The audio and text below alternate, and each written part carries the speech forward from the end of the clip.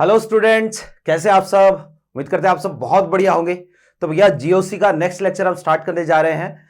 Last class में हमने क्या पढ़ा था? तो लास्ट क्लास में हमने इंडक्टिव इफेक्ट की बात करी थी कि यार इंडक्टिव इफेक्ट क्या होता है, ठीक है, और किस तरीके से यहां पर इलेक्ट्रॉनों का डिस्प्लेसमेंट होता है, पार्शियल डिस्प्लेसमेंट होगा इलेक्ट्रॉन्स का, और पोलैरिटी डेवलप होगी। कंपाउंड जो है ना वो पोलर हो जाएगा, उसमें कुछ चार्ज आ जाएगा, या तो कंपाउंड पर इलेक्ट्रॉन डेंसिटी बढ़ जाएगी या फिर कंपाउंड पर इलेक्ट्रॉन डेंसिटी कम हो जाएगी।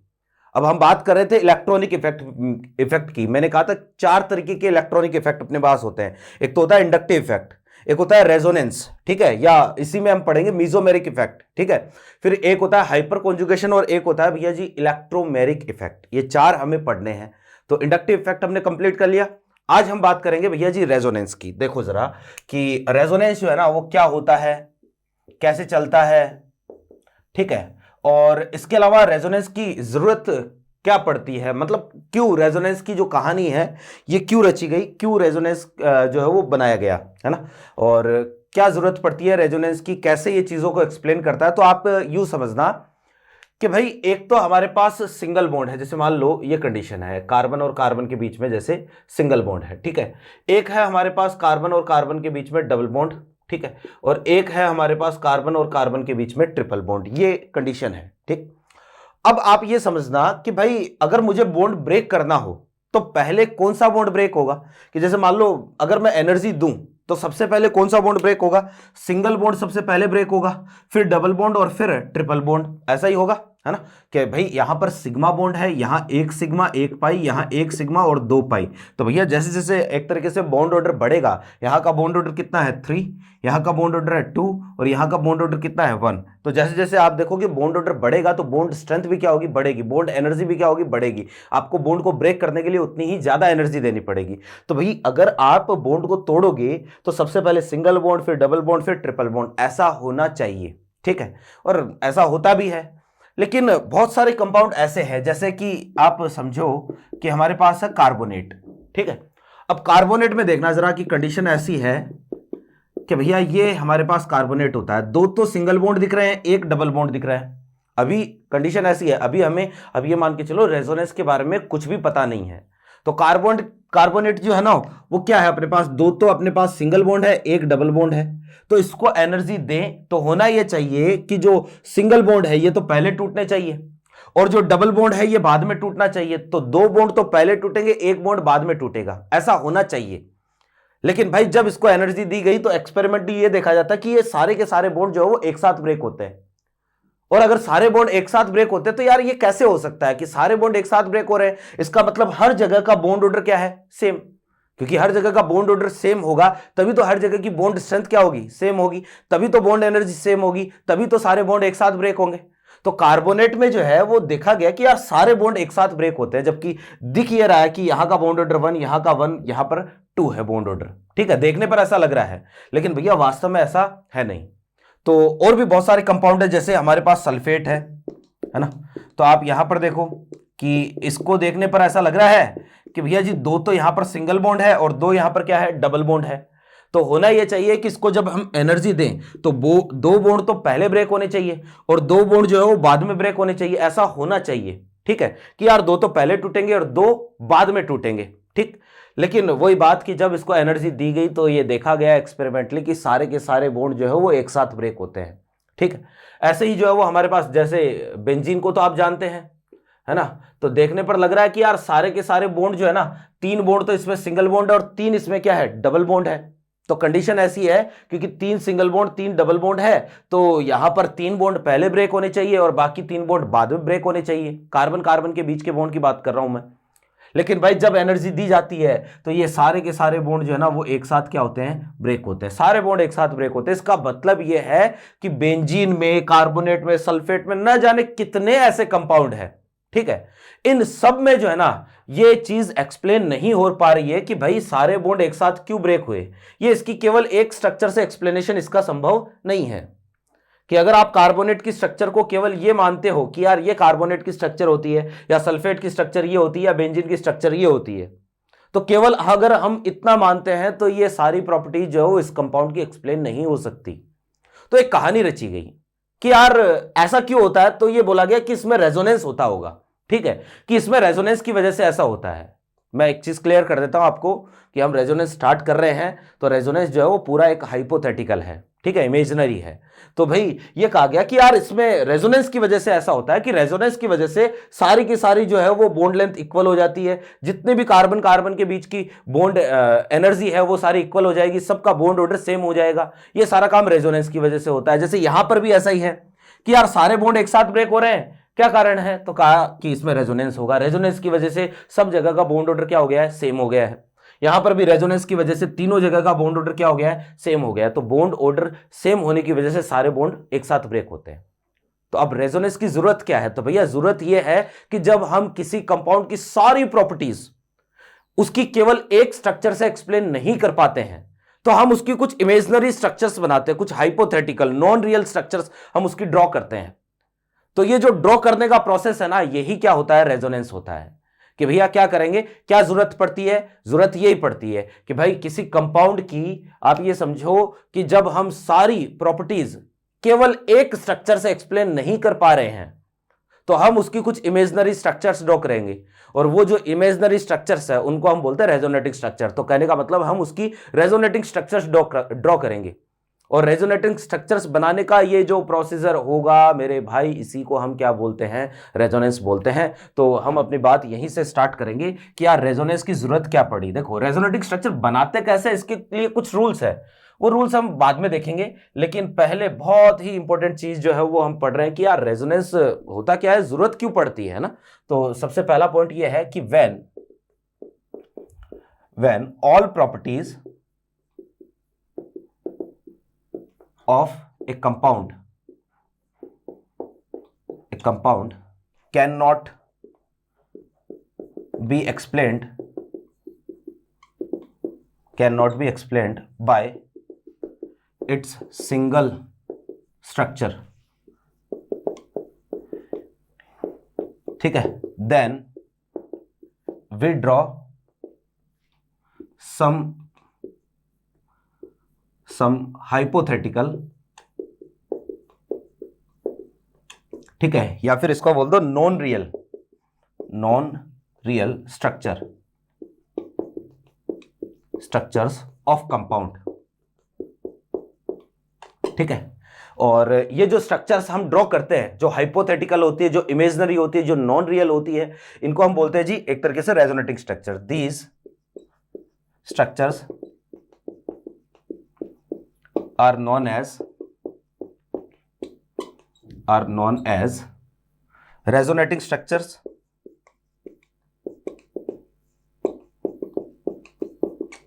और है ना, या इनको कैनोनिकल स्ट्रक्चर्स भी बोलते हैं, ठीक है। तो इन स्ट्रक्चर को हम क्या बोलते हैं, रेजोनेटिंग स्ट्रक्चर बोलते हैं, या फिर इनको हम कैनोनिकल स्ट्रक्चर्स भी बोल सकते हैं। एक ही बात है, कैनोनिकल स्ट्रक्चर बोल दो या रेजोनेटिंग स्ट्रक्चर बोल दो। रेजोनेंस मैं वापस से बोल रहा हूं कि भाई जितनी भी अपने पास ये रेजोनेटिंग स्ट्रक्चर्स होती है ना, वो सारी की सारी क्या होती है, हाइपोथेटिकल होती है ना। तो रेजोनेंस पूरा इमेजिनरी है, हाइपोथेटिकल है। हम अपनी बात मनवाने के लिए रेजोनेंस की कहानी हमने बनाई है, ठीक है, कि भाई इस मॉलिक्यूल में ऐसा होता होगा, ठीक। अब रेजोनेंस है क्या, कि भाई ये जो हम एक तरीके से रेजोनेटिंग स्ट्रक्चर बनाते हैं ना, इनमें वास्तव में हम करते क्या है। तो रेजोनेटिंग स्ट्रक्चर जब बनाते हैं तो हम करते हैं भैया पाई इलेक्ट्रॉनों का डीलोकलाइजेशन। हम पाई इलेक्ट्रॉनों की शिफ्टिंग करते हैं कि मॉलिक्यूल में पाई इलेक्ट्रॉनों की शिफ्टिंग होती होगी, और पाई इलेक्ट्रॉनों की शिफ्टिंग जब होती है तो इसी को हम क्या बोलेंगे, रेजोनेंस होता है। कि यार पाई इलेक्ट्रॉनों को शिफ्ट कर दो तो इसमें रेजोनेंस होगा, तो इसकी रेजोनेटिंग स्ट्रक्चर्स बनेगी। तो हम ये बोलते हैं कि भाई the delocalisation of pi electrons is known as resonance. कि यार पाई इलेक्ट्रॉन्स का जो डीलोकलाइजेशन होगा ना, उसी को हम क्या बोलेंगे, रेजोनेंस बोलेंगे। तो नेक्स्ट जो पॉइंट है वो अपना यही है कि the delocalisation of pi electrons is known as resonance, ठीक है। कि यार पाई इलेक्ट्रॉनों का जो डीलोकलाइजेशन होगा, एक तरीके से पाई इलेक्ट्रॉन जो है ना वो अपनी जगह चेंज करेंगे और उनका डीलोकलाइजेशन होगा, कंप्लीटली डीलोकलाइजेशन होगा। ध्यान रखना कि हमने इंडक्टिव इफेक्ट में बात करी थी, तो इंडक्टिव इफेक्ट में तो जो सिग्मा बॉन्ड के इलेक्ट्रॉन है ना वो पार्टिसिपेट करते हैं और उनका पार्शियल डिस्प्लेसमेंट होता है। यहां पर पार्शियल नहीं, कंप्लीटली इलेक्ट्रॉन जो है ना वो शिफ्ट हो जाएंगे और पाई इलेक्ट्रॉन का डीलोकलाइजेशन जो है उसी को हम क्या बोलेंगे जी, रेजोनेंस बोलेंगे। ठीक है, अब यार देखो कि बात ऐसी है कि रेजोनेंस हमें कैसे पता चलेगा कि सर इस कंपाउंड में रेजोनेंस होगा, इस कंपाउंड में रेजोनेंस नहीं होगा, ये हमें कैसे पता चलेगा कि सर रेजोनेंस की कंडीशन क्या है, कि कौन से कंपाउंड में रेजोनेंस चलेगा, कौन से कंपाउंड में रेजोनेंस नहीं चलेगा।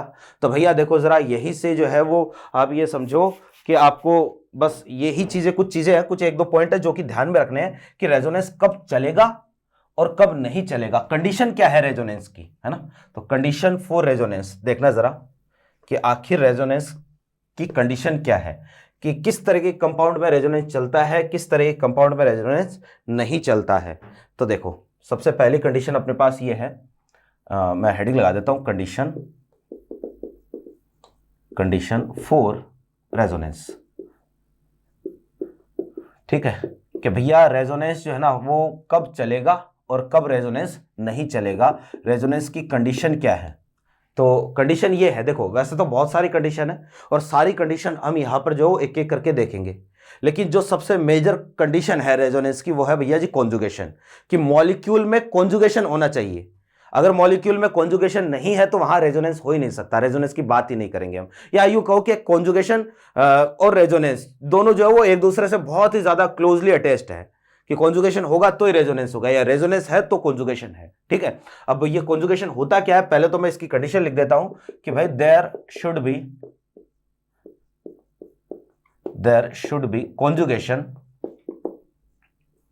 Conjugation in compound.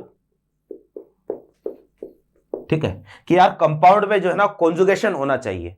अगर कॉन्जुगेशन है तो हम आगे बात करेंगे, तब तो हम जो है वो बात करेंगे कि भाई कंपाउंड में रेजोनेंस होगा या नहीं होगा। कॉन्जुगेशन ही नहीं है तो भैया आगे कोई जो है वो रेजोनेंस की बात करने से कोई मतलब नहीं है। अब ये कॉन्जुगेशन होता क्या है, तो देखो जरा कि सबसे पहले जो है वो कॉन्जुगेशन को हम समझेंगे, लेकिन कॉन्जुगेशन से पहले एक कंडीशन और लिख लेते हैं, है ना। कि अगली कंडीशन जो है वो इसकी ये है कि भाई मॉलिक्यूल शुड बी प्लेनर। ठीक है, कि यार मॉलिक्यूल जो है वो प्लेनर होना चाहिए, ये कॉन्जुगेशन की या रेजोनेंस की अगली कंडीशन है। मेनली हमें पहले तो कॉन्जुगेशन चेक करना है, अभी समझाऊंगा कॉन्जुगेशन क्या होता है। और अगली कंडीशन है कि मॉलिक्यूल कैसा होना चाहिए, प्लेनर होना चाहिए। अब मॉलिक्यूल प्लेनर कब होगा, तो आप ये देखो कि मॉलिक्यूल प्लेनर तब होगा जब मॉलिक्यूल में जो एटम है ना वो sp2 हाइब्रिडाइज होगा। sp2 हाइब्रिडाइजेशन में जो है वो आप कहते हो कि ज्योमेट्री कैसी होती है, ट्राइगोनल प्लेनर होती है। तो मॉलिक्यूल में जो है वो sp2 हाइब्रिडाइजेशन होना चाहिए एटम्स में, है ना। और कई जगह sp हाइब्रिडाइजेशन भी हो सकता है, sp हाइब्रिडाइजेशन होगा तो भी जो वो स्ट्रक्चर या ज्योमेट्री कैसी होती है, लीनियर होती है, तो उसको भी हम प्लेनर ही मानते हैं। ठीक है, तो ऐसा केस भी बताऊंगा मैं आपको, लेकिन अभी के लिए ये ध्यान में रखना मॉलिक्यूल शुड बी प्लेनर। ठीक है, और तीसरी जो कंडीशन है ना वो ये है कि p orbitals of atoms should be parallel. ठीक है भैया, जो एटम्स के p ऑर्बिटल है वो आपस में पैरेलल होने चाहिए। ठीक है, ये तीन कंडीशन जो है वो फुलफिल होनी चाहिए रेजोनेंस के लिए। अब हमें जो है वो एक एक करके तीनों कंडीशन पर बात करनी है, देखना जरा कि वास्तव में ये है क्या। और हम अपनी बात जो है वो स्टार्ट करेंगे कहां से, कॉन्जुगेशन से, कि यार कॉन्जुगेशन क्या होता है। रेजोनेंस को समझना है तो कॉन्जुगेशन तो समझना ही पड़ेगा। ठीक है, तो कॉन्जुगेशन एक टर्म है जिसका मतलब यह है कि भैया अल्टरनेट ऑर्डर में सारी चीजें होनी चाहिए। देखो हेडिंग इज कॉन्जुगेशन। देखो जी कॉन्जुगेशन क्या है ना। तो कॉन्जुगेशन में हम ये बात करते हैं कि भैया देखो, पहली बात तो रेजोनेंस में केवल और केवल पाई इलेक्ट्रॉन की शिफ्टिंग होती है। केवल और केवल किसकी शिफ्टिंग होगी, पाई बॉन्ड के इलेक्ट्रॉनों की शिफ्टिंग होगी। ठीक है, तो यहां पर हम ये बोलेंगे कि भाई पाई बॉन्ड के अल्टरनेट ऑर्डर में अगर कोई पाई बॉन्ड हो, कोई नेगेटिव चार्ज हो, कोई पॉजिटिव चार्ज हो, कोई लोन पेयर हो, कोई फ्री इलेक्ट्रॉन या वैकेंट ऑर्बिटल हो, इनमें से पाई बॉन्ड के अल्टरनेट ऑर्डर में कुछ भी आ जाए तो this is the condition of conjugation. ठीक है, तो मैं ये लिख देता हूं कि if there is any pi bond या नेगेटिव चार्ज या पॉजिटिव चार्ज, है ना, या लोन पेयर या फिर आप ये बोलो कि भाई फ्री इलेक्ट्रॉन फ्री इलेक्ट्रॉन या vacant orbital, vacant orbital in alternate order of pi bond, then this will be the condition, this will be the condition of conjugation। ठीक है, तो भैया यही कॉन्जुगेशन की कंडीशन होगी। ये आपके सामने कॉन्जुगेशन की कंडीशन लिखी है कि भाई पाई बॉन्ड के अल्टरनेट ऑर्डर में, कि पाई बॉन्ड है, इसके अल्टरनेट ऑर्डर में इनमें से कोई भी चीज आए, कि पाई बॉन्ड के अल्टरनेट ऑर्डर में पाई बॉन्ड आ जाए, पाई बॉन्ड के अल्टरनेट ऑर्डर में नेगेटिव चार्ज आ जाए, पाई बॉन्ड के अल्टरनेट ऑर्डर में पॉजिटिव चार्ज आ जाए, ठीक है, या लोन पेयर हो या वैकेंट ऑर्बिटल हो या ऑड इलेक्ट्रॉन फ्री इलेक्ट्रॉन हो, इनमें से कोई भी चीज हो, तो this is the condition of conjugation. ठीक, देखो जरा कि अल्टरनेट ऑर्डर का मतलब है भैया जी एक छोड़ के एक। ठीक है, जैसे मान लो ऐसी कंडीशन आ गई CH2CH CH double bond CH और ये CH डबल बॉन्ड CH, है ना, तो ऐसी कंडीशन आ गई। अब यहां पर देखना पाई, फिर सिंगल बॉन्ड आया सिग्मा, फिर पाई, फिर सिग्मा, फिर पाई, कि यार एक छोड़ के एक जो है वो अपने पास ये सारी चीजें होनी चाहिए। तो यहां पर तो पाई सिग्मा पाई कॉन्जुगेशन है, कहने का मतलब पाई बॉन्ड के अल्टरनेट ऑर्डर में पाई बॉन्ड आ रहा है कि double single double single double single double single, ऐसा अगर चलता रहे तो जहां तक चलेगा ना वहां तक कॉन्जुगेशन है, कि भाई डबल सिंगल ऐसा चल रहा है। या जरूरी नहीं है कि भाई इसके अलावा जो है वो आप इसको यूं भी समझ सकते हो कि भैया ये भी कंडीशन कॉन्जुगेशन की ही है। जैसे मान लो ऐसी कोई कंडीशन आ गई ट्रिपल बॉन्ड CH कि डबल सिंगल और ये ट्रिपल बॉन्ड आ गया, तो यहां पर भी तो पाई सिग्मा और ये क्या है, पाई बॉन्ड है ना, तो ये भी कॉन्जुगेशन की ही कंडीशन है। ये अपने पास सबसे पहला कि पाई बॉन्ड के अल्टरनेट ऑर्डर में जो है वो क्या आ गया, पाई बॉन्ड आ गया, तो this is the condition of conjugation. ये कॉन्जुगेशन की कंडीशन है, यहां रेजोनेंस चल सकता है, चलेगा कि नहीं चलेगा वो बात अलग है, वो अभी हम देखेंगे, है ना, क्योंकि बाकी की दो कंडीशन भी तो चेक करनी है ना हमें, कि मॉलिक्यूल प्लेनर होना चाहिए, मॉलिक्यूल में जो एटम्स है जहां रेजोनेंस चल रहा है वहां पर p ऑर्बिटल जो है वो क्या होनी चाहिए, आपस में पैरेलल होनी चाहिए। ये दोनों कंडीशन भी हम चेक करेंगे, इसके लिए हम हर एक कॉन्जुगेशन को डिटेल में एनालाइज करेंगे। सबसे पहले जैसे पाई सिग्मा पाई कॉन्जुगेशन हम पढ़ेंगे, फिर पाई सिग्मा नेगेटिव कॉन्जुगेशन, सारे कॉन्जुगेशन एक एक करके हम डिटेल पढ़ेंगे। फिर देखो जरा कि कंडीशन भैया जी ऐसी भी आ सकती है कि CH2CH और ये CH2 और ये यहां पर नेगेटिव चार्ज आ गया। ये देखो कि पाई बॉन्ड है और पाई बॉन्ड के बाद में सिग्मा बॉन्ड आया और बाद में कौन आया, नेगेटिव चार्ज, तो pi single negative, this is also a condition of resonance.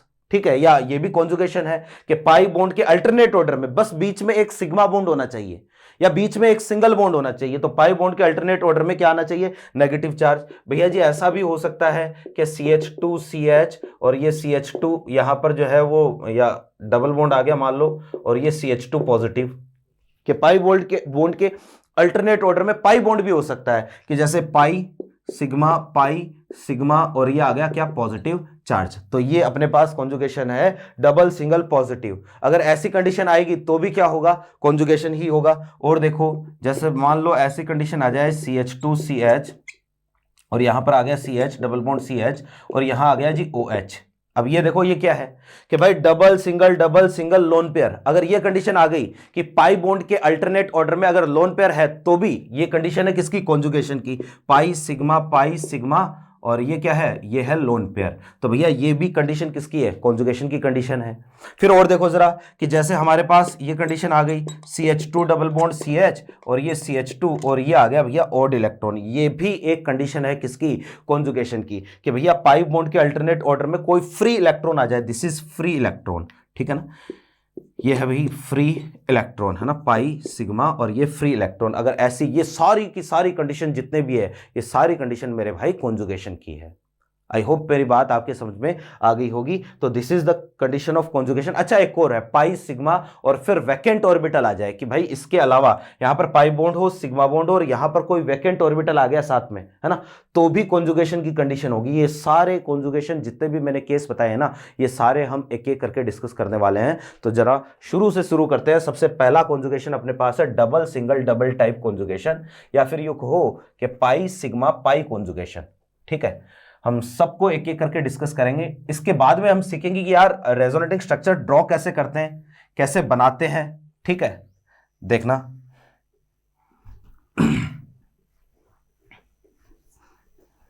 अच्छा देखो जरा कि हम रेजोनेटिंग स्ट्रक्चर बनाने के लिए जो है वो एक काम करेंगे कि यहीं पर साथ साथ हम रेजोनेटिंग स्ट्रक्चर बनाने भी सीख लेंगे ताकि हमें अलग से बनाने की जरूरत ना पड़े। साथ साथ ही हम रेजोनेटिंग स्ट्रक्चर बना रहे हैं और रेजोनेटिंग स्ट्रक्चर बनाने के लिए कुछ एक पॉइंट्स है जो कि आपको ध्यान में रखने हैं, जो मैं आपको लास्ट में लिखवा दूंगा, ठीक है ना। तो सबसे पहले हम बात कर लेते हैं, अपना पहला कॉन्जुगेशन है और वो है पाई, फिर सिंगल बॉन्ड, फिर pi conjugation, this is pi not a, pi conjugation, ठीक है। और ये बीच में है भैया अपने पास सिग्मा बॉन्ड, ठीक है। तो ये सबसे पहला कॉन्जुगेशन है कि यार आप ये मान लो कि डबल बॉन्ड के अल्टरनेट ऑर्डर में डबल बॉन्ड होगा या पाई बॉन्ड के अल्टरनेट ऑर्डर में पाई बॉन्ड होगा। तो इस तरह के कॉन्जुगेशन जो है वो मोस्ट कॉमन कॉन्जुगेशन है, सबसे ज्यादा आपको इसी तरह का कॉन्जुगेशन देखने को मिलेगा। तो आप ये समझो कि जैसे हमारे पास एक कंपाउंड है, एग्जांपल के लिए 1,3-ब्यूटा-डाइईन, इस कंपाउंड को आप बहुत ही ध्यान से ऑब्जर्व करना। हम सारी चीजें रेजोनेंस की, कॉन्जुगेशन की सारी कंडीशन कि वास्तव में कॉन्जुगेशन चलता क्यों है, ठीक है। कि हम बोलते हैं कि यार जब भी रेजोनेंस होता है तो उसमें पाई इलेक्ट्रॉन्स का डीलोकलाइजेशन होता है। अब पाई इलेक्ट्रॉन्स का डीलोकलाइजेशन जो है वो क्यों होता है वो हम यहीं पर समझेंगे 1,3-ब्यूटाडाइईन में। और यहां पर जितने भी एग्जांपल लेंगे ना वो सारे के सारे एग्जांपल जो है वो आप ये मान के चलो कि आगे के जितने भी कॉन्जुगेशन है ना, उन सब पर भी वो शर्तें लागू होगी जो हम यहां पर शर्तें बना रहे हैं। यहां पर जितनी भी कंडीशन हम समझ रहे हैं वो सारी की सारी हर एक कॉन्जुगेशन पर लागू होगी। तो आप देखो 1,3-ब्यूटाडाइईन हमारे पास कंपाउंड है, ये CH2 CH और ये CH डबल बॉन्ड CH2, ये 1,3-ब्यूटाडाइईन है। अपने छोटी क्लासों में जो है वो अगर आप 11th के बच्चे हैं तो आप तो इसको एकदम जीरो से पढ़ रहे हैं, है ना। और बाकी अगर आप पहले कॉन्जुगेशन या रेजोनेंस के बारे में थोड़ा बहुत आपको पता है तो भैया ये पता होगा, देखो डबल सिंगल डबल ये कंडीशन है, यानी पाई सिग्मा पाई, अगर ये कंडीशन है तो भैया यहां पर रेजोनेंस हो सकता है कि भाई डबल बॉन्ड के अल्टरनेट ऑर्डर में एक छोड़ के एक आना चाहिए। डबल बॉन्ड के अल्टरनेट ऑर्डर में डबल बॉन्ड है तो ये कॉन्जुगेशन की कंडीशन है, यहां रेजोनेंस चलेगा। अब कैसे चलेगा तो ये भी समझना जरा कि भाई ये पाई बॉन्ड है, ठीक है, ये पाई बॉन्ड है, ये सिग्मा बॉन्ड और ये भी क्या है, पाई बॉन्ड। मैंने अभी आपको कहा कि रेजोनेंस जब चलता है ना तो रेजोनेंस में कभी भी हम सिग्मा बॉन्ड के इलेक्ट्रॉन को शिफ्ट नहीं करते हैं। रेजोनेंस में हमेशा जो है वो पाई बॉन्ड के इलेक्ट्रॉन ही पार्टिसिपेट करते हैं, ठीक है। अब होगा क्या कि भैया देखो ये वाला पाई बॉन्ड का इलेक्ट्रॉन जो है ना ये हमें शिफ्ट करना है। किस तरफ शिफ्ट करना है तो आप हमेशा ये चेक करोगे कि मॉलिक्यूल में किस तरफ अट्रैक्शन हो रहा है, किस तरफ रिपल्शन हो रहा है। आप जब भी रेजोनेटिंग स्ट्रक्चर ड्रॉ करो, चाहे किसी भी कंपाउंड की हो, आपको भले ही रेजोनेटिंग स्ट्रक्चर ड्रॉ करनी नहीं आती है, मैं तो पढ़ा रहा हूं तो मैं ये मान के चल रहा हूं कि आपको नहीं आती होगी रेजोनेटिंग स्ट्रक्चर बनाना। तो मैं एक चीज बता देता हूं कि जब भी रेजोनेटिंग स्ट्रक्चर बनाने में किसी भी तरीके का कोई भी कंफ्यूजन हो तो आप हमेशा ये चेक करना कि भैया किधर अट्रैक्शन चल रहा है किधर रिपल्शन, बस अट्रैक्शन और रिपल्शन को चेक करना। और आपको ऐसा कोई काम नहीं करना है जिससे रिपल्शन इंक्रीज होता है कंपाउंड में, क्योंकि मॉलिक्यूल में जब भी रिपल्शन इंक्रीज होगा ना स्टेबिलिटी डिक्रीज होगी। आपको हमेशा क्या करना है, अट्रैक्शन चेक करना है। अट्रैक्शन जितना ज्यादा बढ़ेगा ना मॉलिक्यूल में स्टेबिलिटी उतनी ही ज्यादा होगी। तो आप देखो कि पाई बॉन्ड के इलेक्ट्रॉनों को डीलोकलाइज करना है। आप कैसे डीलोकलाइज करोगे तो भैया जो अल्टरनेट बॉन्ड है, जो हमने बीच में एक बॉन्ड छोड़ रखा है जो सिंगल बॉन्ड है, पाई बॉन्ड को आपको उस पर शिफ्ट करना है। जैसे मान लो इस बॉन्ड को मैंने इस पर शिफ्ट कर दिया। अब अगर पाई बॉन्ड का इलेक्ट्रॉन इस पर शिफ्ट होगा तो भैया इस पाई बॉन्ड के इलेक्ट्रॉनों पर क्या लगेगा, रिपल्शन लगेगा। और यहां पर रिपल्शन लगेगा तो ये वाले बॉन्ड कहां शिफ्ट होंगे, इस कार्बन पर शिफ्ट होंगे। तो हमारे पास इसकी जो स्ट्रक्चर है ना वो कुछ यूं बन जाएगी, CH2CH, यहां आ जाएगा डबल बॉन्ड, यहां CH और यहां पर CH2 और यहां चार्ज आएगा नेगेटिव, क्योंकि भैया जी इस कार्बन का इलेक्ट्रॉन चला गया तो इस कार्बन पर चार्ज आ जाएगा कैसा, पॉजिटिव। और भाई इस कार्बन को इलेक्ट्रॉन मिल गया तो इस कार्बन पर चार्ज आएगा कैसा, नेगेटिव। ये हमारे पास कंडीशन है। आई होप मेरी बात आपके समझ में आ रही होगी, ठीक है। चलो भाई ये तो हुई एक बात। अब आप समझना कि भाई जितनी भी रेजोनेटिंग स्ट्रक्चर्स होती है ना वो सारी की सारी हाइपोथेटिकल होती है, सारी की सारी इमेजिनरी स्ट्रक्चर्स होती है। मॉलिक्यूल की रियल स्ट्रक्चर क्या है फिर कि भाई अभी तक हमें ये हमने मान लो इसका रेजोनेंस चलाया है, इस पर रेजोनेंस चलाया है, लेकिन अभी तक हमें इस सवाल का जवाब नहीं मिला है कि जैसे मान लो इस मॉलिक्यूल को हम अगर एनर्जी दे तो एनर्जी देने पर क्या होना चाहिए, दो तो आपको डबल बॉन्ड दिख रहे हैं, एक सिंगल बॉन्ड दिख रहा है, तो ये सिंगल बॉन्ड तो पहले ब्रेक होना चाहिए और ये दोनों डबल बॉन्ड जो है ना वो एनर्जी देने पर बाद में ब्रेक होने चाहिए, ऐसा होना चाहिए। लेकिन ऐसा नहीं होता है, सारे बॉन्ड एक साथ ब्रेक होते हैं। ऐसे ही जो है वो यहां पर देखो, अगर यहां एनर्जी दोगे तो 2 सिंगल बॉन्ड पहले ब्रेक होने चाहिए, ये एक डबल बॉन्ड बाद में ब्रेक होना चाहिए, ऐसा होना चाहिए, लेकिन ऐसा नहीं होता, सारे बॉन्ड एक साथ ब्रेक होते हैं। तो इसका अभी हमें जवाब नहीं मिला, अभी मिलेगा, देखना जरा। कि पहले हम ये देखते हैं कि भाई आखिर ये पाई बॉन्ड के इलेक्ट्रॉन शिफ्ट क्यों होते हैं मॉलिक्यूल में। यहां तो शिफ्टिंग हमने करी है, लेकिन भाई मॉलिक्यूल तो नेचुरल है, कि हम ये बोल रहे हैं इस मॉलिक्यूल में ऐसा होता होगा। तो इस चीज का क्या एक्सप्लेनेशन है कि भाई पाई बॉन्ड के इलेक्ट्रॉन क्यों, भाई बेटा बेटा का है जो कोई मतलब यहां पर जो है वो अगर इलेक्ट्रॉन है तो ये यहीं पर क्यों क्यों नहीं है, ये आगे शिफ्ट क्यों होंगे, इसका क्या जवाब है ना। तो ये समझना कि जैसे कार्बन है, कार्बन का इलेक्ट्रॉनिक कॉन्फ़िगरेशन क्या है, 1s2 2s2 और यहां पर क्या आएगा अपने पास 2p2, ठीक है। ये हमारे पास कार्बन का इलेक्ट्रॉनिक कॉन्फ़िगरेशन है। अब देखो कि यहां पर इस कार्बन का हाइब्रिडाइजेशन क्या होगा, sp2, इस कार्बन का हाइब्रिडाइजेशन भी क्या है, sp2, इसका भी हाइब्रिडाइजेशन sp2 है और ये भी sp2 हाइब्रिडाइज कार्बन है। हर एक कार्बन यहां पर sp2 हाइब्रिडाइज है, ठीक है। तो आप यहां पर ये देखो जरा कि कार्बन का इलेक्ट्रॉनिक कॉन्फ़िगरेशन हमने बनाया, 1s में कितने इलेक्ट्रॉन है, 1s में 2 इलेक्ट्रॉन है, 2s में कितने इलेक्ट्रॉन है, 2s में भी 2 इलेक्ट्रॉन है, और 2p में कितने इलेक्ट्रॉन है, तो 2p में भी 2 इलेक्ट्रॉन है। ये कंडीशन है। और यहां पर ये कार्बन कितने बॉन्ड बना रहा है, ये कार्बन टोटल 4 बॉन्ड बना रहा है। और 4 बॉन्ड बनाने के लिए जो है वो आप ये मानो कि भाई 4 बॉन्ड बनाने के लिए आपको 4 अनपेयर इलेक्ट्रॉन की जरूरत है। तो this is the electronic configuration of ground state, ये ग्राउंड स्टेट का इलेक्ट्रॉनिक कॉन्फ़िगरेशन है। अब मैं इसको काम कर रहा हूं, एनर्जी दे रहा हूं, तो इसको मैंने एनर्जी देके इसको एक्साइटेड स्टेट में भेज दिया और एक्साइटेड स्टेट फर्स्ट में भेज दिया। तो ये 2s का इलेक्ट्रॉन जो है वो एक्साइटेड होकर कहां चला जाएगा, 2p में चला जाएगा। तो हमारे पास कंडीशन ऐसी कि ये 1s तो एज इट इज रहेगा, इसका कोई रोल नहीं है। 2s में 1 इलेक्ट्रॉन है और 2p में जो है यहां पर कितने इलेक्ट्रॉन हो जाएंगे, टोटल 3 इलेक्ट्रॉन हो जाएंगे, ठीक है। अब भाई देखो जरा कि कोई भी बॉन्ड बनने के लिए कोवेलेंट बॉन्ड हमेशा इलेक्ट्रॉनों की शेयरिंग से बनता है, और इलेक्ट्रॉनों की शेयरिंग कैसे होती है, तो ओवरलैपिंग के थ्रू होती है। आपको पता होना चाहिए कि जब भी कोवेलेंट बॉन्ड बनता है तो 2 घटनाएं होती है, 2 चीजें चलती है, एक तो हाइब्रिडाइजेशन, एक होती है ओवरलैपिंग। मुझे बताओ पहले कौन सा होगा, ओवरलैपिंग पहले होती है या हाइब्रिडाइजेशन पहले होता है, हाइब्रिडाइजेशन पहले होता है। ध्यान रखना कि जब भी कोवेलेंट बॉन्ड बनता है ना तो पहले हाइब्रिडाइजेशन होता है। अब यार ये हाइब्रिडाइजेशन है क्या, तो हाइब्रिडाइजेशन एक तरीके से जो है बॉन्ड बनाने से पहले की तैयारियां हैं। एटम जो है ना वो तैयारी करता है कि हाइब्रिडाइजेशन जो है वो बॉन्ड बनाना है, बॉन्ड बनाने के लिए पहले कुछ तैयारी कर लूं। जैसे आप ये समझो जैसे मैं इसकी बात करता हूं कार्बन हाइड्रोजन, है ना, कि कार्बन है और कार्बन को हाइड्रोजन के साथ यहां पर बॉन्ड बनाना है। तो जब हाइड्रोजन जो है ना कार्बन के पास आएगा कि चल भाई कार्बन बॉन्ड बनाते हैं, तो कार्बन कहेगा कि अरे भाई रुक, पहले मैं तैयार हो जाता हूं, थोड़ा सा मेरे को तैयार होने के लिए टाइम दे। जैसे तुम्हारा कोई दोस्त है, ठीक है तुम्हें आके बोले कि भाई चल शादी में चलते हैं किसी में, ठीक है, तो तुम क्या बोलोगे, अरे यार रुक थोड़ो सो, कपड़ा वपड़ा पेर बादे, पाउडर वाउडर लगा बादे, ठीक है, बिग बाप पहले मन तैयार हो बादे, बाद में ब्याह में चालशा यह किसी जा अट्ठा है जो कार्बन हो ना आपनो, तो कार्बन है, कार्बन हाइड्रोजन आयो, कार्बन का करना है कि चाल भाई आपा दोनी बॉन्ड बनावा। तो बॉन्ड बनावा तो कार्बन खियो कि अरे भाई रुक थोड़ो सो डप, मन पहले तैयार हो बादे। और भैया ये बॉन्ड बनाने की पहले की जो तैयारियां है ना, बॉन्ड बनाने से पहले जो तैयारी है यही हाइब्रिडाइजेशन है।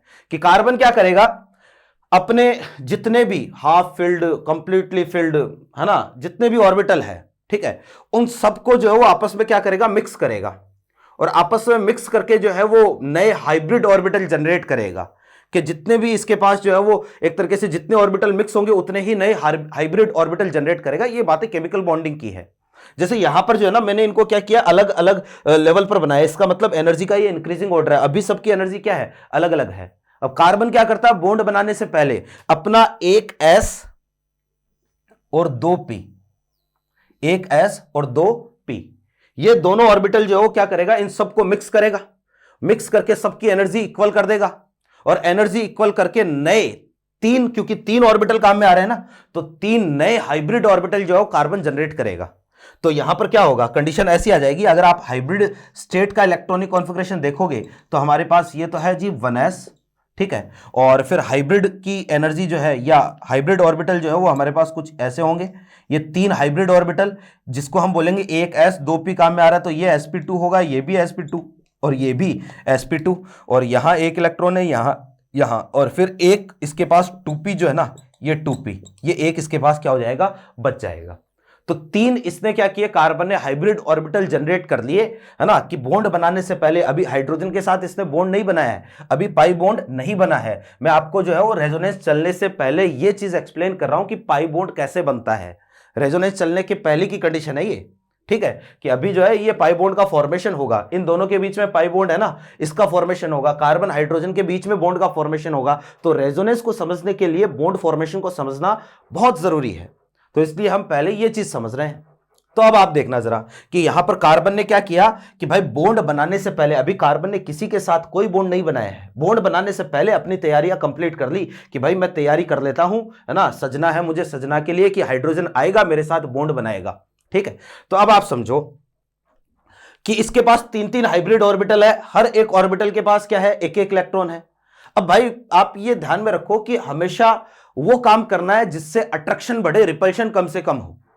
और हाइब्रिड ऑर्बिटल को जो है ना हम ऐसे बनाते हैं, हाइब्रिड ऑर्बिटल की शेप जो है वो ऐसे होती है, इसमें एक बड़ा लोब होता है जिसमें इलेक्ट्रॉन मिलने की प्रोबेबिलिटी सबसे ज्यादा होती है, एक छोटा लोब जहां पर इलेक्ट्रॉन मिलने की प्रोबेबिलिटी बहुत ही कम होती है।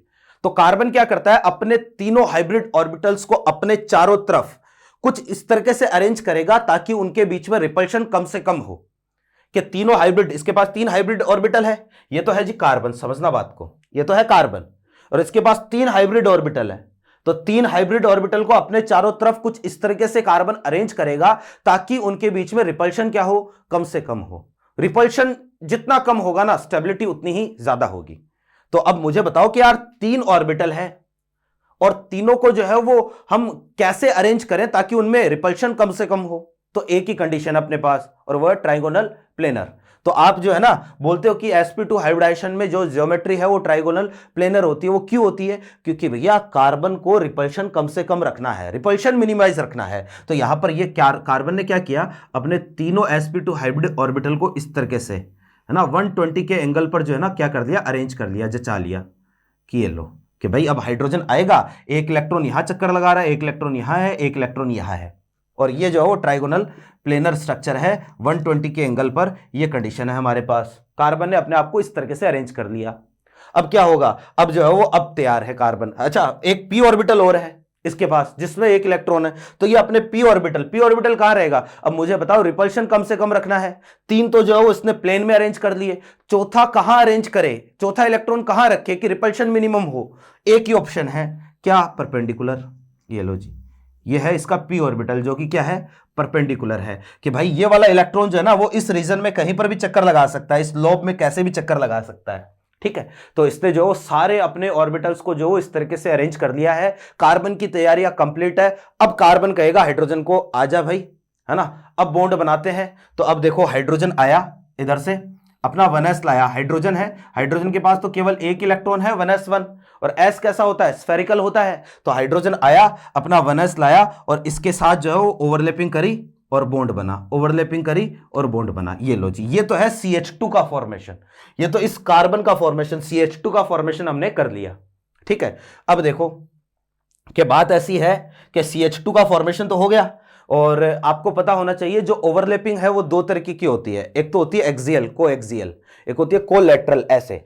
तो अगर जब भी ऐसे एक्सियल डायरेक्शन में ओवरलैपिंग होती है तो हमेशा सिग्मा बॉन्ड बनता है, और लैटरल ओवरलैपिंग जब भी होती है ना तो हमेशा पाई बॉन्ड बनता है। तो यहां पर क्योंकि s ऑर्बिटल में कोई भी एक्सिस डिफाइन नहीं होता है तो इसलिए s तो हमेशा एक्सियल ओवरलैपिंग करता है, तो ये तो सिग्मा बॉन्ड है, ये भी कैसा बॉन्ड है, सिग्मा बॉन्ड है। अब भैया ये देखो, ये हाइब्रिड ऑर्बिटल, ध्यान रखना हाइब्रिड ऑर्बिटल जो है ना, हाइब्रिड ऑर्बिटल वो हमेशा जो है वो एक्सियल ओवरलैपिंग ही करते हैं, कभी लैटरल ओवरलैपिंग होती नहीं है हाइब्रिड ऑर्बिटल में। तो हाइब्रिड ऑर्बिटल हमेशा सिग्मा बॉन्ड का फॉर्मेशन करते हैं। तो अब यहां पर देखो ये जो इलेक्ट्रॉन है ना, ये वाला इलेक्ट्रॉन, अब भाई आगे वाला कार्बन भी तो तैयारियों में लगा है, उसको भी तो बॉन्ड बनाना है। तो ऐसे ही सेम टू सेम पूरी की पूरी कहानी आगे वाले कार्बन के लिए। तो आगे वाला कार्बन भी जो यहां पर तैयार होके बैठा है कि भैया मैं भी जो वो थोड़ी तैयारी कर लूं कि मेरे साथ भी तो बॉन्ड बनाएगा हाइड्रोजन।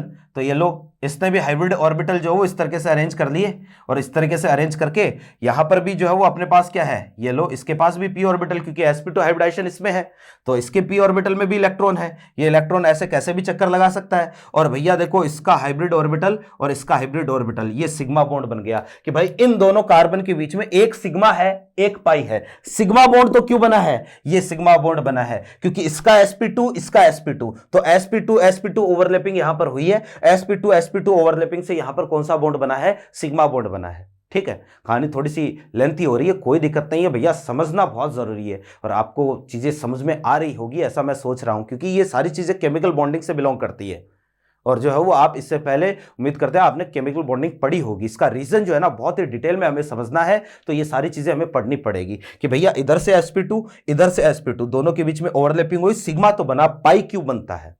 अब भाई देखो, हमारे पास टोटल ऐसे कार्बन कितने हैं, 4 है। आगे वाले कार्बन के पास भी ऐसा ही होगा, है ना, आगे वाला कार्बन जो है वो कुछ ऐसा, और ये इसके आगे वाला कार्बन, तो यहां पर भी ओवरलैपिंग जो है वो इस तरीके से हुई होगी। ठीक है, ये लगातार जो है वो इस तरीके से चल रहा है, और ये इसके पास पी ऑर्बिटल और ये इसका पी ऑर्बिटल। ठीक है, और सब ने जो वो हाइड्रोजन के साथ एक तरीके से बॉन्ड बना रखा है, आपस में जो वो एक तरीके से क्या कर रखे हैं, बॉन्ड बना रखे हैं। इस तरीके से ये लगातार चलता रहता है। अब ध्यान से देखना जरा क्या होगा कि भैया ये दोनों पी ऑर्बिटल आपस में एक दूसरे के क्या है, पैरेलल है ना, और पैरेलल है तो भाई इन दोनों के बीच में अगर ओवरलैपिंग होती है इन दोनों के बीच में, तो ये बॉन्ड बनेगा कौन सा, पाई बॉन्ड बनेगा। यहां ओवरलैपिंग हुई तो पाई बॉन्ड, यानी ये पाई बॉन्ड बना। फिर भैया देखो जरा, ये वाला पाई बॉन्ड, तो इन दोनों के बीच में ओवरलैपिंग होगी तो भैया जी ये वाला पाई बॉन्ड बनेगा। ठीक है, ये कंडीशन आती है कि ये मॉलिक्यूल का फॉर्मेशन कैसे हुआ। इस मॉलिक्यूल का फॉर्मेशन जो है वो इस तरीके से इस मॉलिक्यूल का फॉर्मेशन हुआ है। अभी हमारे सवाल का जवाब अधूरा है कि यार ये पाई बॉन्ड के इलेक्ट्रॉन आपने शिफ्ट क्यों किए, क्योंकि भैया ये शिफ्ट होते हैं, अपने आप होते हैं। आप सोचो जरा कि इन पी ऑर्बिटल के बीच में डिस्टेंस, ये ओवरलैपिंग कौन सी है, sp2 ठीक है, ये ओवरलैपिंग भी कौन सी है, sp2 और ये ओवरलैपिंग भी कौन सी है, sp2 अगर ओवरलैपिंग सेम है तो तीनों जगह बॉन्ड लेंथ भी क्या होगी, सेम होगी। यहां पर बॉन्ड लेंथ, यहां बॉन्ड लेंथ और यहां पर बॉन्ड लेंथ, जो सिग्मा बॉन्ड की बॉन्ड लेंथ है वो तीनों जगह क्या होगी, सेम होगी। अब यार तीनों जगह बॉन्ड लेंथ सेम है, ये दोनों पी ऑर्बिटल ओवरलैपिंग कर रहे हैं आपस में, है ना, इन दोनों में अट्रैक्शन होगा, दोनों ओवरलैपिंग करेंगे और ये दोनों आपस में ओवरलैपिंग करेंगे। तो ये दोनों आपस में कर रहे हैं, ये दोनों आपस में कर रहे हैं, तो ये दोनों आपस में क्यों नहीं कर सकते, बॉन्ड लेंथ तो यहां पर भी बराबर है। तो जितनी प्रोबेबिलिटी यहां इन दोनों के ओवरलैप करने की है, जितनी प्रोबेबिलिटी इन दोनों के ओवरलैप करने की है, उतनी ही प्रोबेबिलिटी इन दोनों के ओवरलैप करने की भी तो है। तो प्रोबेबिलिटी की वजह से जो है ना यहां पर क्या होगा, क्योंकि भाई जब ये इसके साथ कर रहा है, ये इसके साथ कर रहा है, तो इसने इसको कहा कि भाई हम दोनों आपस में कर रहे हैं, इसने इसको कहा हम दोनों आपस में कर रहे हैं, तो हम दोनों आपस में ओवरलैप क्यों नहीं कर सकते, कर सकते हैं। प्रोबेबिलिटी तो सेम है, बॉन्ड लेंथ तो सेम है, अट्रैक्शन तो सेम है, रिपल्शन तो सेम है। जब सारी चीजें सेम है तो भैया जितनी प्रोबेबिलिटी इनके ओवरलैप करने की है ना, उतनी ही प्रोबेबिलिटी इनके बीच वाले जो है अपने पास उनके ओवरलैप करने की भी बनती है। तो जब ये दोनों बॉन्ड जो है ना आपस में ओवरलैप करेंगे तो हमारे पास ये वाला कंपाउंड बनेगा, ये कंपाउंड बनेगा। ठीक है, और भाई देखो इसको जो है आपको अपने अगर ये बना लिया हो तो अच्छी बात है, नहीं बनाया हो तो जो चीज आपको बनानी है, क्योंकि हम यहां पर रेजोनेंस पढ़ रहे हैं और केवल पाई बॉन्ड के इलेक्ट्रॉनों की शिफ्टिंग समझ रहे हैं, तो केवल मैं यहां पर पी ऑर्बिटल को ही इंडिकेट करूंगा, है ना। sp2 हाइब्रिड ऑर्बिटल जो होते हैं या जो हाइब्रिड ऑर्बिटल होते हैं उनसे कभी सिग्मा, उनसे कभी पाई बॉन्ड तो बनता नहीं है। पाई बॉन्ड तो केवल किससे बनेगा, केवल और केवल जो है वो एक तरीके से लेटरल ओवरलैपिंग से पाई बॉन्ड बनेगा, और जो भी अपने पास sp2 हाइब्रिड ऑर्बिटल है वो तो केवल और केवल सिग्मा बॉन्ड ही बनाते हैं। तो इस कंपाउंड को हम कुछ ऐसे बनाएंगे, ये कार्बन है, ये कार्बन है, ये कार्बन है और ये कार्बन है। मैं थोड़ा सा और इसको छोटा बना देता हूं, जरूरत पड़ेगी, है ना। तो आपको वास्तव में ये नोट करना, आपने पहले वाला नोट किया हो नहीं किया हो, ये डायग्राम जरूर बनाना है। कार्बन कार्बन, ये कार्बन और ये कार्बन, हर एक कार्बन के पास आपको पता है एक एक क्या है, इस तरीके से हाइब्रिड पी ऑर्बिटल है ना, नॉन हाइब्रिड पी ऑर्बिटल है, और सबके पी ऑर्बिटल क्या है, आपस में पैरेलल है। ये दोनों अगर ओवरलैपिंग करेंगे तो यहाँ डबल बॉन्ड आएगा, ये दोनों ओवरलैपिंग करेंगे तो यहाँ डबल, इसको कंपाउंड नंबर 1 बोलता हूँ। तो ये 1 नंबर जो है वो स्ट्रक्चर इसकी शो कर रहा है। अभी मैंने कहा कि बॉन्ड लेंथ बराबर है तो इन दोनों के ओवरलैप करने की प्रोबेबिलिटी भी क्या है, सेम है। तो अगर ये दोनों प्रोबेबिलिटी सेम है तो यहाँ पर कंडीशन ऐसी आएगी कि भाई ये तो अपने पास पी ऑर्बिटल, ठीक है, ये p ऑर्बिटल। अब ये दोनों ओवरलैप कर जाएंगे तो यहाँ पॉजिटिव आ गया और यहाँ चार्ज कैसा आ गया, नेगेटिव आ गया, ये कंडीशन आएगी, है ना। ये अपने पास स्ट्रक्चर नंबर 2, तो ये 2 नंबर को इंडिकेट कर रहा है, ठीक है। अब देखो जरा, कहने का मतलब ये है कि ये पाई बॉन्ड जो है ना, ये कभी तो ये दोनों आपस में ओवरलैप कर रहे हैं, कभी ये दोनों आपस में ओवरलैप कर रहे हैं, कभी बीच वाले दोनों आपस में ओवरलैप कर रहे हैं, तो ओवरलैपिंग की प्रोबेबिलिटी तो सेम है ना। तो इसलिए हम ये बोल रहे हैं कि ये पाई बॉन्ड के इलेक्ट्रॉन कभी इधर शिफ्ट हो रहे हैं, कभी इधर शिफ्ट हो रहे हैं, कभी वापस आ रहे हैं, ये लगातार चल रहा है। और ये दोनों की दोनों मॉलिक्यूल की जो भी स्ट्रक्चर है ये हाइपोथेटिकल है, इमेजिनरी है। अब हम क्या करेंगे, इन सबको मिला के मॉलिक्यूल की एक रियल स्ट्रक्चर बनाते हैं, और वो जो रियल स्ट्रक्चर है उसको हम बोलते हैं जी रेजोनेंस हाइब्रिड। कि जितनी भी रेजोनेटिक स्ट्रक्चर है वो तो सारी की सारी नॉन रियल होती है, हाइपोथेटिकल होती है। मॉलिक्यूल की रियल स्ट्रक्चर होती है रेजोनेंस हाइब्रिड। तो रेजोनेंस हाइब्रिड हम कैसे बनाएंगे, देखो ये सारे रूल जो है ना मैं अभी आपको लिखवा दूंगा, ताकि हम इसके आगे वाले एग्जाम्पल में जो है वो डायरेक्टली हम रेजोनेटिंग स्ट्रक्चर्स जो है वो ड्रॉ कर सके, ठीक है। तो भाई देखो जरा कि रेजोनेंस हाइब्रिड जब बनाएंगे, ध्यान रखना रेजोनेंस में कभी भी एटम्स की पोजीशन नहीं बदलती है, रेजोनेंस में कभी भी सिग्मा बॉन्ड की पोजीशन नहीं बदलती है, केवल और केवल पाई बॉन्ड की पोजीशन बदलती है। तो सारे के सारे एटम्स आप एज इट इज रखो, ये तो सारे के सारे एटम्स एज इट इज रख दिए, ठीक है। फिर एक चीज देखो कि यार यहां डबल बॉन्ड है ना, यहां डबल बॉन्ड नहीं है, इसका मतलब यहां पर पार्शियल डबल बॉन्ड, थोड़ा थोड़ा डबल बॉन्ड आना चाहिए। यहां पर सिंगल बॉन्ड है, यहां डबल बॉन्ड है, इसका मतलब यहां पर भी थोड़ा थोड़ा डबल बॉन्ड आएगा।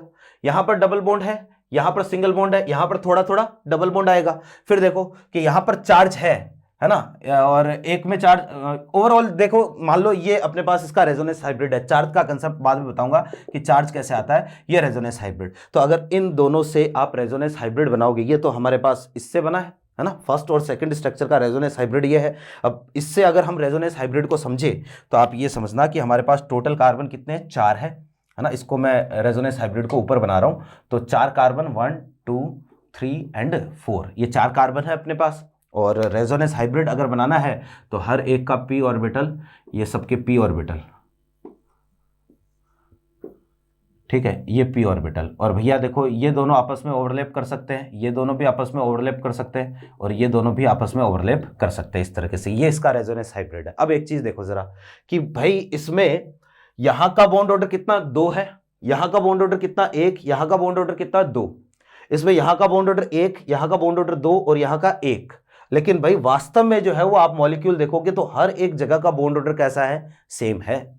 और हर जगह का बॉन्ड ऑर्डर सेम है तो सबकी बॉन्ड लेंथ भी क्या है, सेम है। और बॉन्ड लेंथ, बॉन्ड एनर्जी, हर चीज क्या आ गई, सेम आ गई, है ना। तो यहां से हम एक्सप्लेन कर सकते हैं कि इस मॉलिक्यूल को जब आप एनर्जी दोगे तो अब सारे के सारे बॉन्ड जो है ना वो क्या होंगे, एक साथ ब्रेक होंगे। ये कंडीशन है कि भाई रेजोनेंस क्यों चलता है, आपको जो कौन सी बातें इसमें ध्यान में रखनी है। इतनी कहानी जो हमने पढ़ी ना कि ओवरलैपिंग कैसे हुई, कैसे पाई बॉन्ड बनता है, कैसे सिग्मा बॉन्ड बनता है, इस कहानी का कंक्लूजन यही है कि भाई हाइब्रिड जो अपने पास रेजोनेंस है वो क्यों चलता है। रेजोनेंस चलने का कारण यह है कि p ऑर्बिटल जो है ना वो क्या होते हैं, पैरेलल होते हैं। और p ऑर्बिटल जब पैरेलल होंगे तो इनमें ओवरलैपिंग की प्रोबेबिलिटी सेम होगी।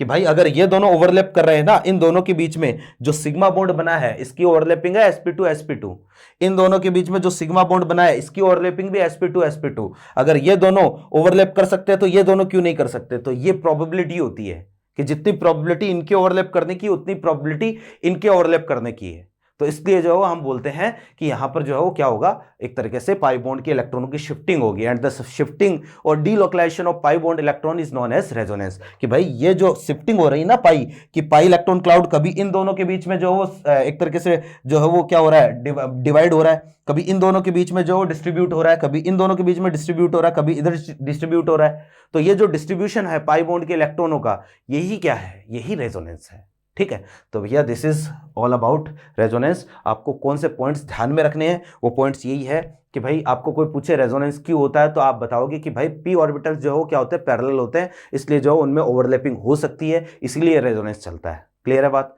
अब देखना जरा, ये तो अपने पास कंपाउंड था 1,3-ब्यूटाडाइईन, ठीक है। फिर देखो क्या 2-4 पॉइंट है, पहले आगे बढ़ने से पहले मैं वो लिख देता हूं क्योंकि ये सारे पॉइंट जो है ना वो आगे काम में आएंगे, ठीक है। और फिर हम बात करेंगे अगले कंपाउंड की, बेंजीन की, ठीक है। देखो जी कि कौन कौन सी बातें आपको ध्यान में रखनी है।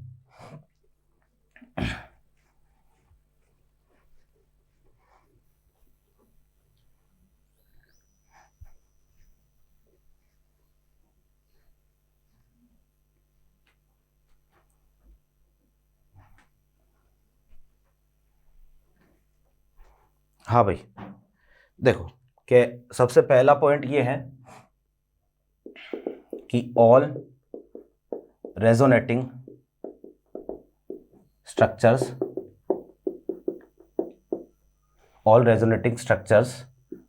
आर नॉन रियल या इमेजिनरी।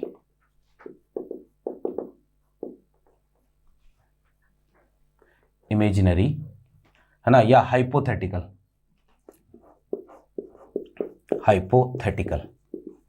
ठीक है, जितनी भी रेजोनेटिंग स्ट्रक्चर होती है वो सारी इमेजिनरी होती है, हाइपोथेटिकल होती है ना। फिर इसी में the real structure of molecule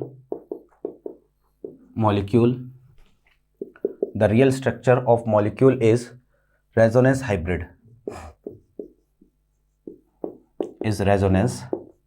hybrid, which is formed by combining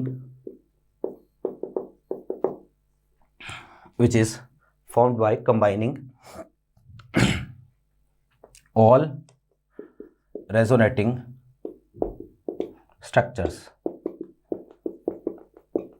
ठीक है कि भाई जो जितनी भी रेजोनेटिंग स्ट्रक्चर है उन सबको कंबाइन होने से बनेगा क्या, रेजोनेंस हाइब्रिड। एक तो ये चीज ध्यान में रखनी है।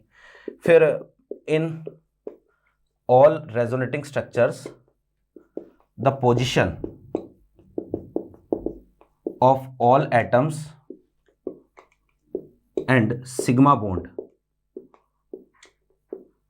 will remains same। ठीक है कि भाई सिग्मा बॉन्ड और जितने भी एटम्स है ना उनकी पोजीशन क्या रहेगी, सेम ही रहेगी, उनकी पोजीशन चेंज नहीं होगी, है ना। Only position of pi bond will be changed. ठीक है, और भी रूल है एक दो, लेकिन अभी के लिए इतने ही काफ़ी है। ये 2 पॉइंट है जो कि आपको ध्यान में रखने हैं। बाकी जैसे जैसे हम आगे बढ़ेंगे, जैसे जैसे ज़रूरत पड़ेगी, मैं साथ में आपको रूल बताता चलूँगा, साथ में जो है वो रूल्स यहाँ पर लिखता चलूँगा। तो ये बात हो गई अपने पास एक, है ना। अब देखो ज़रा कि हम बेंजीन की भी बात कर लेते हैं। मैंने कहा ना कि मॉलिक्यूल जो है ना रेजोनेंस के लिए एक तो जो है वो उसमें कॉन्जुगेशन होना चाहिए, डबल सिंगल डबल ऐसी कंडीशन होनी चाहिए। फिर जो है वो दूसरा पॉइंट कि भाई मॉलिक्यूल जो है उसमें sp2 हाइब्रिडाइजेशन, या फिर यूँ कहो कि मॉलिक्यूल में प्लेनरिटी होनी चाहिए।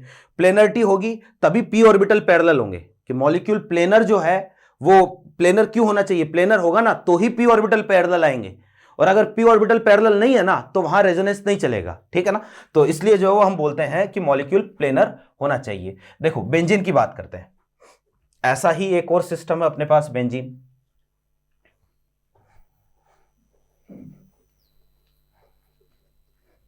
ठीक है, देखना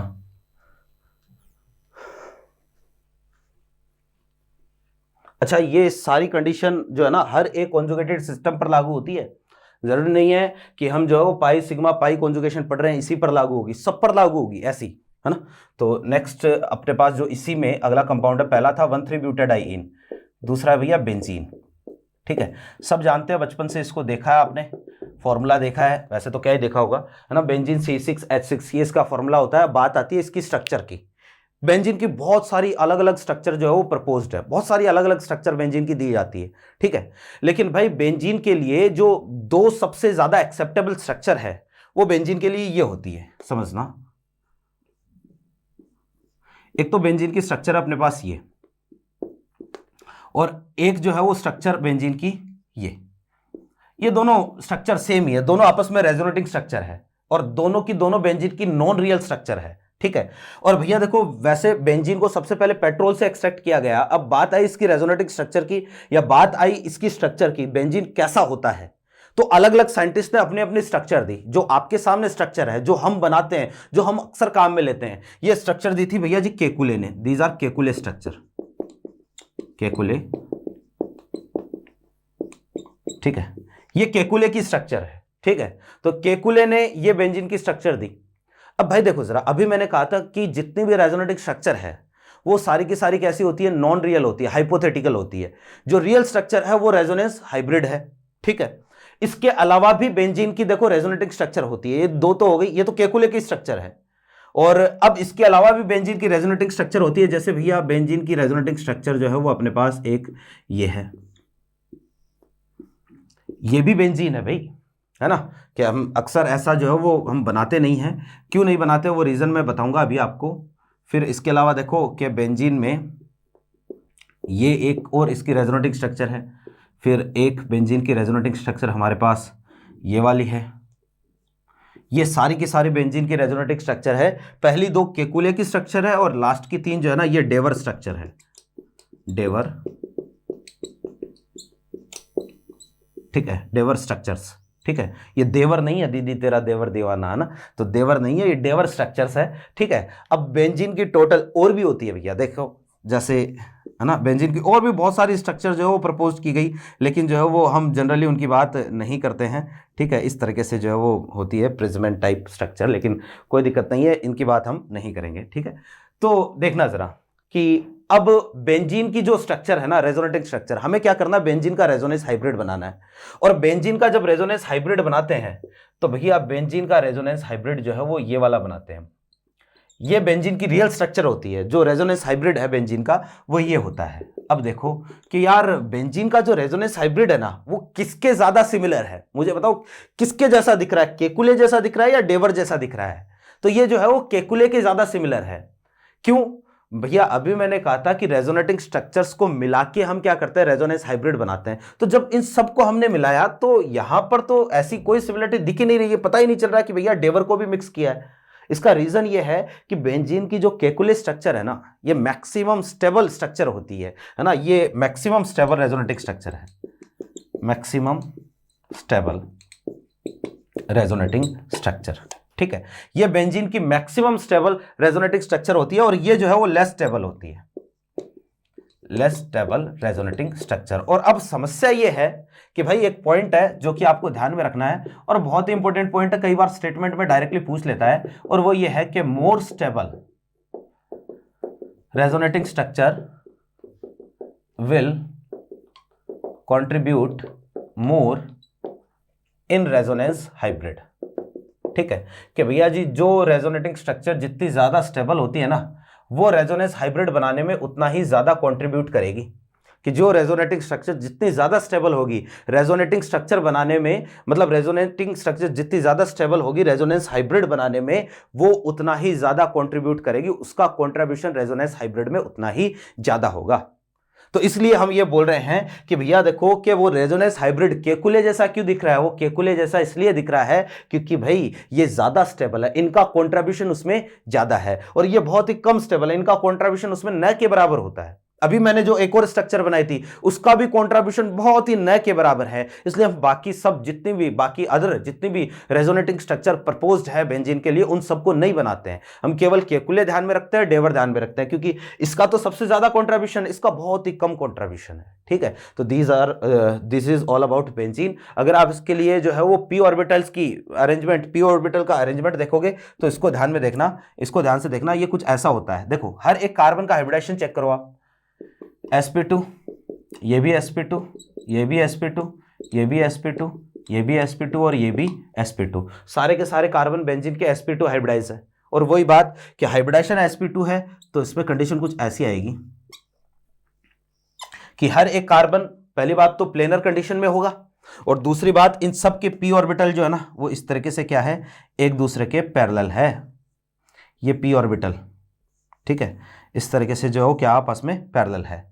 और भाई देखो ये दोनों आपस में ओवरलैपिंग कर सकते हैं, ऐसा नहीं है कि भाई जो है मैंने ऊपर और नीचे दोनों तरफ ओवरलैप करवाया तो ट्रिपल बॉन्ड बन जाएगा, ट्रिपल बॉन्ड नहीं बनता है भाई।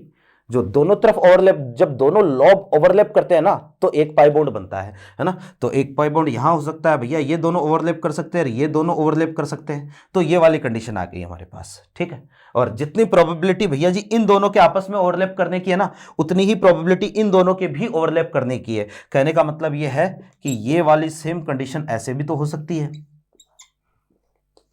ठीक है, सेम टू सेम कंडीशन जो है वो इस तरीके से भी आ सकती है। कंडीशन ऐसे भी तो हो सकती है। ठीक है, कि भाई अगर ये दोनों ओवरलैप कर सकते हैं तो ये दोनों ओवरलैप क्यों नहीं कर सकते, कर सकते हैं, बिल्कुल उतनी ही प्रोबेबिलिटी है।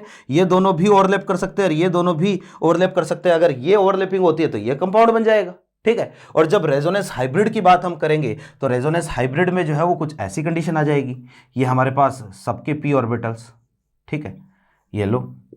और क्योंकि ओवरलैपिंग हर जगह इक्वल हो सकती है, इसका मतलब सब जगह पार्शियल डबल बॉन्ड आएगा इस तरीके से, ठीक है। ये लो जी, ये कंडीशन हमारे पास जो ओवरलैपिंग में हो सकती है, ये लो। This is the structure of resonance hybrid of benzene, यानी ये रियल स्ट्रक्चर होती है बेंजीन की, अगर आप पी ऑर्बिटल इसका डायग्राम देखोगे तो, ठीक है। तो ये है भैया बेंजीन। एक और कंपाउंड हम यहां पर देखते हैं, देखो जरा। और कंपाउंड जो है बहुत ही इंपॉर्टेंट कंपाउंड है, आगे एरोमेटिसिटी में भी जो है वो काम में आएगा। और देखो जरा नेक्स्ट जो हम बात कर रहे हैं ना,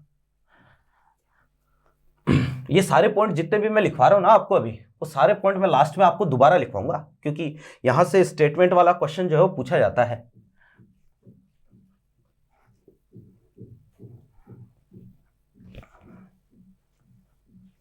हाँ जी,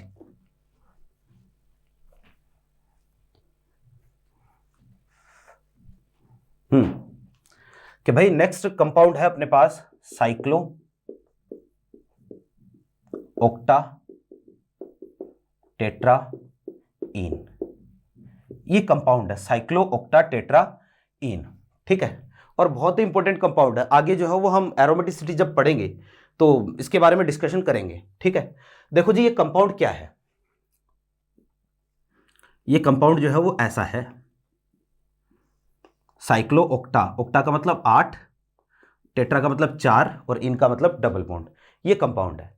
अब देखने पर आपको ऐसा लग रहा है कि यार double single double single double single double single, इसमें लगातार जो है वो पाई बॉन्ड के अल्टरनेट ऑर्डर में पाई बॉन्ड है, तो देखने पर लग रहा है कि इसमें कॉन्जुगेशन होगा, लेकिन वास्तव में इस कंपाउंड में कॉन्जुगेशन नहीं है।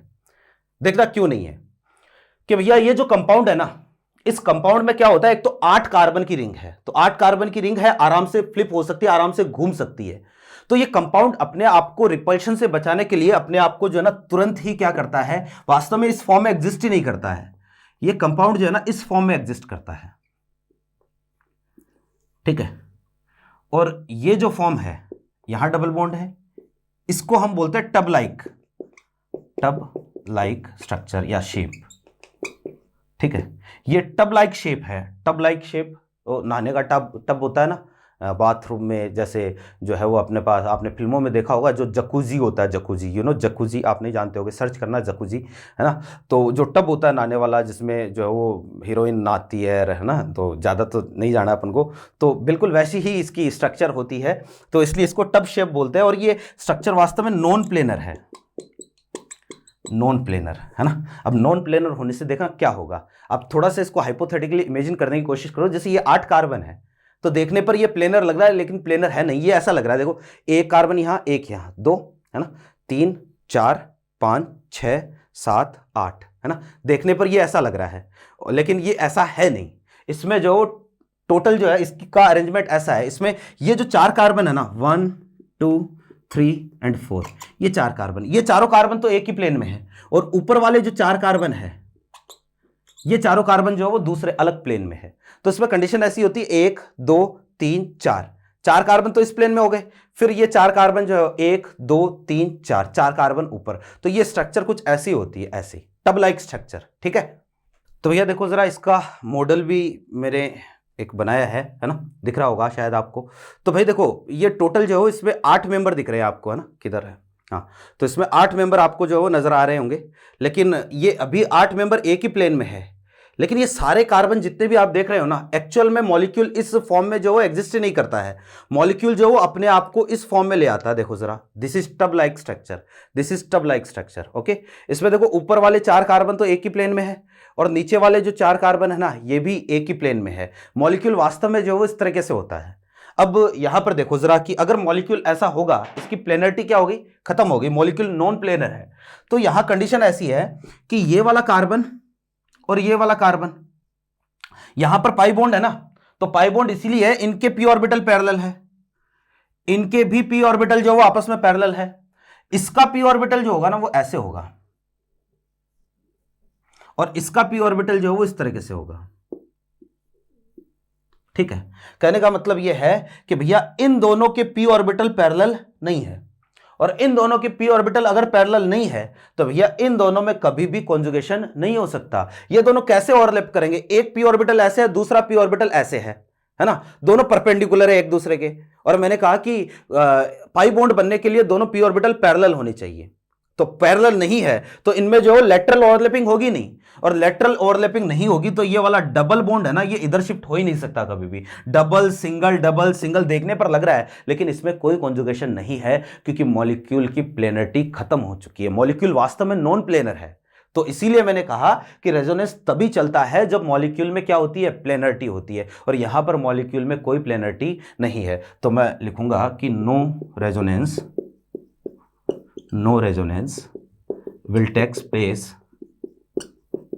will takes place in this compound because molecule is non-planar,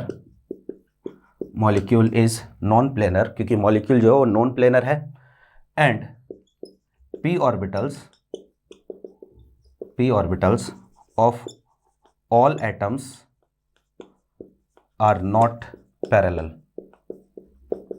ठीक है, कि भाई सारे के सारे एटम्स के p ऑर्बिटल जो है वो पैरेलल नहीं है ना। तो ये कंडीशन है, ये सबसे पहला कॉन्जुगेशन अपने पास pi sigma pi conjugation. I hope आपको सारी चीजें अच्छे से क्लियर हुई होगी, है ना। और भाई देखो, इसके आगे के जितने भी कॉन्जुगेशन है वो हम नेक्स्ट क्लास में करेंगे, और उम्मीद करते हैं आपको क्लास सारी समझ में आई होगी। और भाई चैनल को शेयर कीजिए, खूब शेयर कीजिए, क्योंकि हमें सारे के सारे जो है बहुत जल्दी बहुत सारे बच्चों तक अप्रोच करनी है, क्योंकि एक ही टारगेट अपना कि केमिस्ट्री की वजह से किसी भी बच्चे का सिलेक्शन नहीं रुकना चाहिए। ठीक है, तो यहाँ से मिलते हैं हम नेक्स्ट क्लास में, तब तक के लिए अपना खूब ध्यान रखिए, खूब पढ़े खूब बढ़े। Thank you.